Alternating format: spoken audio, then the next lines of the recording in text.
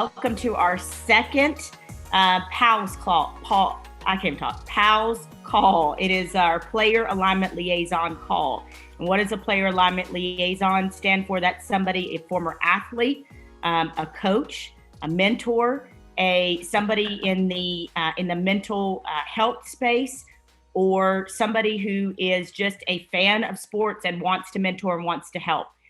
We exist, and why we exist is we saw a problem, particularly when the lights go out for athletes, and sometimes for athletes while the lights are still there. And we wanted to be a resource. We wanted to build a community, and we wanted to help people not feel alone, depressed, anxious, we want to combat fatherlessness and people not having mentors, people not having access to mental health resources. And so we really just don't anybody to want to feel isolated or left behind. And that's kind of our deal, is leaving no person behind. And so our hope, Trey, I'm going to, after Breiden speaks, I'm going to let Trey's got some really great visions about meetings in the future. And we're working on some ideas of things that we can do to really foster this community in between the meetings and grow the meetings. Trey is the author of all that. He's amazing. And so I'm going to let him talk about that a little bit later on. But right now, I want to just thank and welcome my friend Breiden Fehoko. He is former defensive lineman, national champion, and now plays for the Chargers. I could tell his whole story. He's going to tell it for us. He can tell it better than me. But what I want to say about him is I've been to LSU, I think 3 or 4 times now. And the very first time I walked into that meeting room, and we talk about a lot of different things, right? We get real, we get raw. He can tell you that. We talk about everything, mental health to dating, and I don't sugarcoat it. I just talk real to people. And so sometimes people are laughing, people are whatever. And I'm telling you the story because he did this and snapped. I don't know if you remember this, B. Snapped his fingers and had the whole room like, shut up, listen, like commanded the whole room like that. And everybody listened to him. And it was because we were all laughing. We were laughing about, awkward, embarrassing dating stuff. But all he had to do was stand up, snap his fingers, and everybody listened to him. And he came up and he talked to me afterwards. And I just have loved him ever since. And then got a chance to love his family. His mom brought me at the Peach Bowl a couple of years ago, flew me in a lei all the way from Hawaii. I wore that sucker the whole game. After the game, I smelled so good. It was amazing. But he has the most awesome story of overcoming and beating the odds and never quitting. And so without further ado, I want to give it up to my king, my friend. Take it away, B. Thank you. Can everybody hear me good? I just want to make sure my audio is pretty good before I start. All right. Wow. I think Miss Rachel kind of said a little too much. She was a little too nice on that intro. Not as great as everybody thinks, but super humbled to just be here speaking to everybody here tonight. I think what we're doing with PALS is such a great outreach program. It's such a good group because before I start, just so quickly, you just see so much athletes, whether football related, basketball, professional, non-professional, in high school.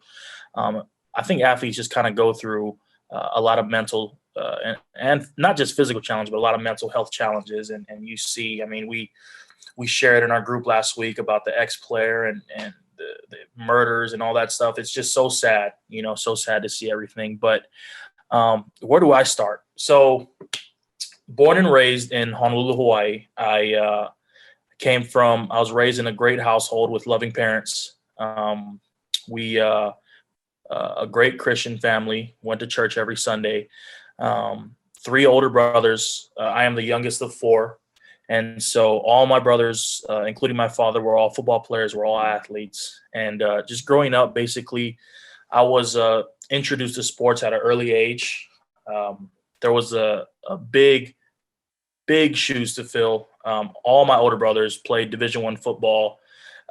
They continued to excel in their sports. My older brother Whitley went to San Diego State. My older brother Sam went to Texas Tech, and then my older brother VJ went to the University of Utah. And 2 of my older brothers also played in the NFL for a little bit. They played 1 year in the NFL and then are now just working. And so growing up, I always had big shoes to fill with my older brothers in the sense of they accomplished a lot. They always did things over and beyond. And so as the youngest, there was kind of a lot of pressure whenever I was playing middle school football, whenever I was playing high school football, and whenever I was playing college. You know, there was always, is he going to be as good as his brothers? Is he going to be better? You know, things of that nature. And I think for me, I just kind of learned to block that out at a young age. It's super tough, especially as an athlete or even as a coach. You know, my older brother, Sam, was also a coach for a limited amount of time in the college ranks. And there's always these expectations, especially when it comes to sports, about living up to standards or exceeding expectations. And one thing I've learned throughout my career, which I will get into and throughout my journey, is to run your own race. Everybody's finish line is different, and everybody's race is different from the next person above you, the person below you. I learned from when I got to college that, you know what, I can't be running the same race as somebody that, you know, may get to the finish line before me, because going on their race and going through their footsteps is not going to get me to my finish line. So out of college, I graduated high school early in 2014. I enrolled early at Texas Tech University. I played there for 2 years. I didn't like it. I won't say I didn't like it. I went through a lot of coaching changes while I was there. In the sporting world, that's one trial and tribulation you're going to go through a lot is coaching changes. And sometimes the people who recruited you, they get fired after a year or two and they're not there no more. And so I dealt with a lot of coaching changes, and it was just hard for me to fit in. And so after 2017, the spring of 2017, I wanted to leave. I wanted a new start. I wanted a new journey to embrace on and take part of. And so I took a risk and I transferred to LSU in the summer of 2017. I got to LSU, and for a couple weeks, a month or two, I almost doubted my decision because I felt like I didn't fit in at first. It was super tough.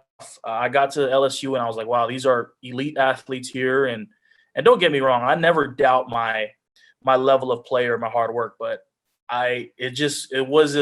it took a minute for me to fit in with the guys there. Got to LSU, it was different. Lifestyle was different. I was living on my own. I was away from my parents. I was away from my girlfriend. I was just away from everybody. And like, I can remember one night I just like broke down and cried because it was just like, did I make the right decision? You know, I may have messed up my future. You know, I got to that point where I just started doubting things and overthinking myself. And I was like, man, mentally, I wasn't on the best. You know, I would smile. I'd go to workouts. I'd go to practice and I was smiling. But mentally, I was just like, is this really for me? Like, I was redshirting. I wasn't playing football. I was just working out. I wasn't a part of the team. And then 2018 rolls around and it's my first year to play. And so we get out there and I have a great spring, great summer, and the dice start rolling my way. I get in there. I start. I'm having a great year. I'm looking to leave early for the draft. And then midway through 2018, week 6, I have a season-ending injury. I tear my bicep against Georgia, excuse me. And it was one of those things where as things started to get better, they just took a step back. And I just felt like I was in this mud for like months again. You know, I just got to LSU in 17, worked out of a slump, started 2018 good, and 2018 towards the end of the fall, October, November came around, and then it was just like I took steps back. So now I'm sitting on the sideline, out for the season. I got to get surgery Thanksgiving week, and you know my family and everybody, my agent to be is texting me. They're like, "Hey, what do you want to do after this season? You know, we know you're thinking about leaving," and just being the youngest of 4 boys and a hardworking mother and father, my goal is always to take care of them. You know, I want to be able to provide for them financially and be able to make sure mom or dad doesn't have to work another day in their life. And so things changed. I had to stay back another year. And once again, 2019 comes around, my senior year, and I'm against the grain again. I'm like, how am I going to do this? Coming off a bicep injury, especially for a position I play, it's very physical. Dealing with 300-pound plus guys every play is not fun. It's something that I kind of question myself every day. I'm like, what am I doing? I should have played quarterback or I should have played baseball or did something where I can save my body and make millions more dollars. But 2019 rolls around, right? I'm rehabbing.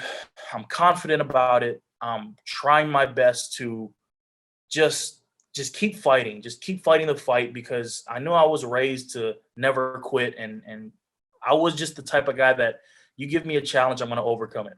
So 2019 spring comes, I rehab, I get back out there for spring football, summer workouts come along, and then fall comes along. And so fall rolls around my senior year, and I'm feeling good. I'm feeling great. I'm in tip-top shape. I'm feeling strong. I get into a position battle, right? And it's one of those things where it's sports. We're always gonna face competition. We're always gonna face different battles in life. And it was one of those things where I didn't win the position battle, and I had to take second. And so that was a tough thing for me to be in the back seat my senior year, because my freshman, sophomore, and junior season were phenomenal. I started every game in my college career. And then here comes my senior year. I got to take a back seat. I already transferred once. I came off of a season-ending injury, and it's like, it's my senior year. It's my last year in college. A lot is riding on me to make it to the NFL, right? And so you have a good 1, 2, 3 years, and then you're like, all right, I'm going to put in this good senior year, start the whole year, get drafted, and go to the NFL. Season comes around. I'm not playing as much snaps as I wanted to early on in the season. I'm sitting on the sideline. I'm just disappointed. I'm disappointed in myself. I'm just not feeling it. And so a part of me was like, man, I really want to quit. Like, I want to throw everything away. Like, I texted my mom, I texted my dad, I texted my brothers. I'm like, I'm done. I'm really just about to go to school, get my degree, and just start working next year.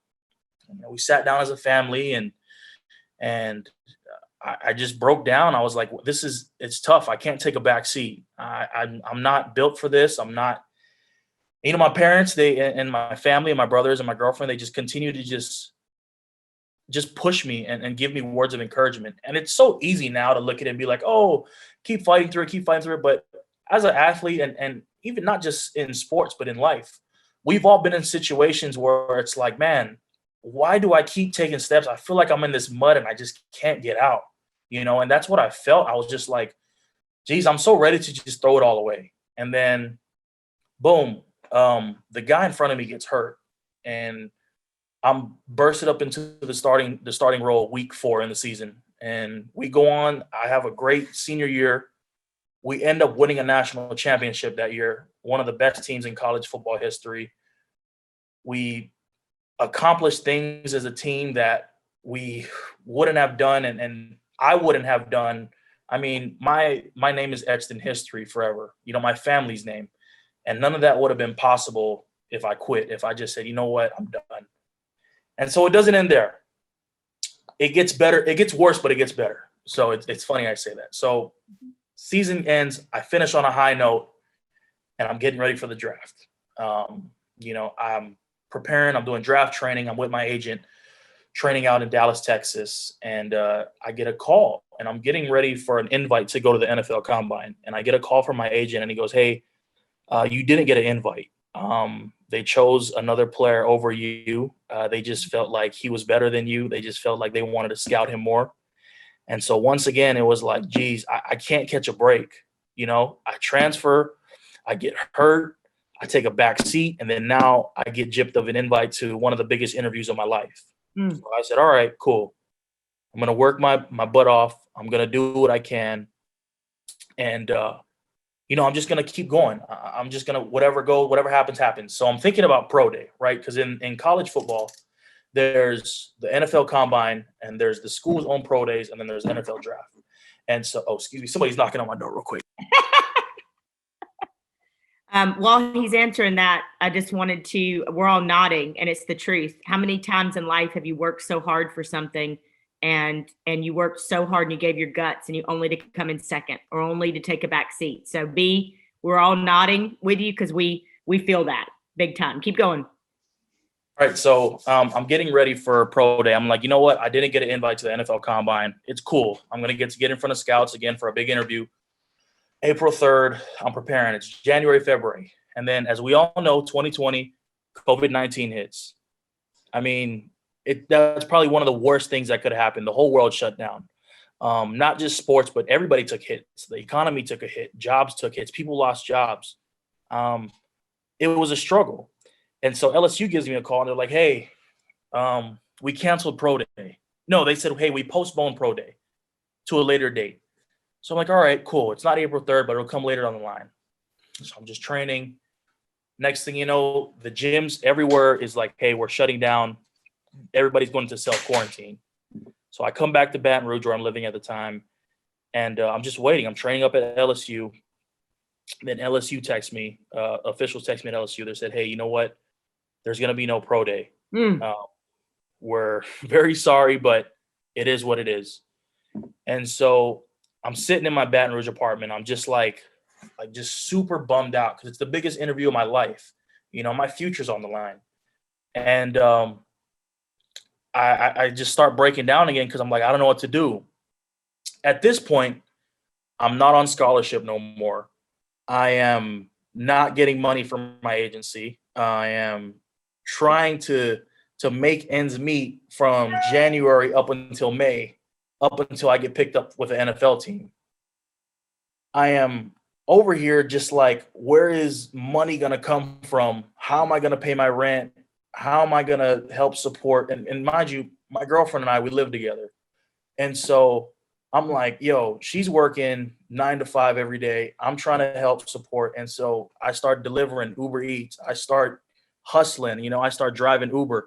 Like I'm doing crazy things you wouldn't even think of. I'm helping, like one of my friends was a movers in Baton Rouge, and I'm like literally lifting washing machines last spring. I'm trying to like make ends meet every month just to pay bills. And like my family doesn't even know this. I'm putting a smile on every week when I call them saying, hey, how y'all doing? But I'm working my ASS off every week to make ends meet. So the draft rolls around in April. Waiting, we're on a big Zoom call like this, and I'm waiting for my name to get called. First round goes by, I don't see nothing. Second round goes by, I don't see nothing. My agent calls me, he said, hey, the Giants and the Detroit Lions, they're looking to draft you in the 5th or the 6th round, or the Packers, so be ready. So the draft goes on day 3, and I got my phone on me, and I'm waiting, just waiting. The Lions call me, they said, hey, Breiden, we're looking to submit your name here in the 6th round, so be ready, man. We're going to draft you and pick you up. I'm like, cool, let's do it. 6th round goes by, the Detroit Lions pick a receiver. All right, whatever's. The 7th round rolls around, the Giants call me, and the Giants the defensive coordinator from the Giants calls me. He goes, hey, Breiden, this is Coach so-and-so. Man, we love you. We're surprised you fell this long, but we're getting ready to get the okay from the general manager here. Let's do it. Let's make you a Giant. I'm like, all right, cool. That goes, they pick somebody else. They pick a linebacker. So I'm just like, I'm furious. I'm pissed. I'm trying to blame the world for what's happening to me right now. And I'm looking for just an excuse because I'm like, you know what? Everything that could have went wrong. And then the draft goes by and I don't see my name called. And so I end up signing an undrafted deal for 3 years with the Chargers. And I get to camp and we have no preseason. It's like, geez, how much more things am I going to take a backseat? How much more things am I going to have to fight against the grain for? Like, I'm just sick of it at this point. And last year, I remember what changed for me last year was I was living on my own. Again, it kind of reminded me of when I transferred to LSU in 2017. I was living on my own. I was on a practice squad for the Los Angeles Chargers. And I was like, you know what? I've already hit rock bottom. What's the worst that can happen? You go below rock bottom? Like, no, you're already at the bottom. So why not just find the positive in every situation and just keep climbing? And it's funny, week 7 or week 8, excuse me, one of the guys in front of me got hurt. and I got active, and I played the second half of the season for the Chargers. And then after the season, they signed me to a 2-year deal, and that's kind of my story. That's where I'm at today, and I'm just a standing testimony to just we all go through things in our lives, and it's crazy to think about the things that you would think you're going through that nobody else is going through. But I promise you, especially for the young athletes or coaches in here or just anybody, that I am like a true testimony of just going against the grain. Every hand I've been dealt was a hand that I was supposed to lose. And somehow, some way, I just find a way to just keep fighting and keep climbing out of it. I don't know how, and I don't know why I can consistently get dealt hands that I've just like, wow, you would think he would have called it quits or thrown the towel. But like Trey said, grind and faith. That's pretty much what I live by every day. I grind my tail off, and I pray every night that I just continue to just stay safe and my family's safe and I can somehow provide for them. And you just let the man above do his work. And that's pretty much my story. Okay, well, that was amazing. And we were all blowing up the chat while you were talking, and just wow. I mean, I think all of us can relate. I got some DMs. We can all relate. I'm like you. And raise your hand if you've been through that too, man, where you come in second place or you worked your butt off, or you know, for the relationship or the project or the job, and you did everything you were supposed to do, and you still find yourself, like for me, looking at God going, why, God? Why'd you do this to me? Why'd you do this to me? But in the end, I think, you know, I don't know. I'm not in your shoes, but I just want to say this. I think you probably appreciate where it comes out of your pores, B, how much you appreciate where you are. And I don't know. I mean, if it had come easy to you, maybe you wouldn't appreciate it so much. I don't know that. I'm just saying you exude gratitude and hustle and heart, and your heart is as big as Texas, man. And, you know, I don't think you'll ever, ever, ever take for granted a moment that you spend with the Chargers or in the NFL because of what you had to do to get there. Definitely. I can promise you that I am so appreciative of everything I have now. I mean, a year ago, like I said, I go from winning a national championship to delivering food on Uber Eats. You know what I mean? Yeah. And now it's like I'm set, but I'm not set. So I'm definitely in a different position I am now this year than I was last year, and it's crazy. It's the work of God, and it's the hard work we all continue to put in, and you got to water the crops if you want, you want the rewards, so just keep working. If I'm always here for questions or a cell phone call away for any of you. If you guys ever need anything, I'm always a telephone call or a text message away from any advice you guys need. But I'm pretty sure everybody here has kind of been through something similar and can relate. Well, but I love that. I want to say this really quickly. I love that. I think probably a lot of us on this call, either right now, because life is like this, right? If you're at the top of the roller coaster, hold on and enjoy it, because it's inevitably. So what you went through is a definite inspiration. I know I speak for everybody on this call. It's definite inspiration for us of everything that you've been through, and we can take that and we can apply that in our own lives. Anybody want to? I know we've been hitting up the chat. Does anybody have any questions for B? Feel free. Don't hold back anything. I mean, doesn't matter what kind of questions it is. I'll be happy to just answer anything anybody needs. Can we? I've been trying to hold it in. I'm just add in. That was fire. It's crazy how the guy that just keeps getting the bad hand is the one that keeps pushing through. And that quality, man, is just so important, because it's crazy. You'll see the guy with all the talent that has everything in front of him, that has the opportunities, and then they kind of piss it away. But then it's like dudes like Breiden, he like, nah, man, I'm gonna go get it. And then that's why you where you are, man. You're gonna be successful. So I had to let that out, y'all, because I was holding it in the whole time. Appreciate it, Trey. Appreciate it. They know each other, so I wanted to be able to speak to him. Yeah, me and Javon, I've known Javon since we competed in high school against each other, competed in college, haven't played against each other yet in the NFL, but yeah, me and Javon know each other. He actually, funny story, when I was transferring from Texas Tech, he hosted me when I was on my trip to Ole Miss. And so Javon's like family. We're like brothers, man. We're close. He knows all my family. I mean, I'm close with him. He just got married, so big congrats to him. I know he was living it up a little bit. Big congrats to Javon. He said to tell you he's cool. Tell B he's a soldier and God makes no mistakes. My brother. Appreciate it, Javon. Appreciate it. I just want – can y'all hear me now? Javon, yes, Javon. Thank you, babe. What's going on? No, but I just wanted to add on to Braiden's story, man. Me and Breiden have been knowing each other for a while. I mean, competing for a while. Funny story, back in high school, we all went to the Nike Opening in Oregon. And we're doing this bench press competition, and I'm thinking that I done stole the show with like 37. He come up there, he hits about 42. I was like, yeah, this man right here is strong, man. Meanwhile, then we go off to college and compete against each other, man. But it's just that warrior spirit that he brings, that I heard throughout his story, and you can see that through his heart, through his work, through his testimony, and everybody's story is different, man. That draft day story that you were telling, man, I know exactly how you feel. But God makes no mistake where you're at. It's all a part of the journey, and God, He orders our footsteps. We just keep believing in Him, and one thing that me and my wife always say is, God He always has us. We just have the faith, and we believe in Him what we do. So with y'all, this group, and just keeping connect. It's a bunch of great people in there. I felt the power moving through here, and everybody was talking, and you can see the realness, you can see the connects, you can see the place where, where God wants us to go. That's all I had to say. And, me and Rachel are good friends, and, I can't wait to see where this group goes and, how far it goes.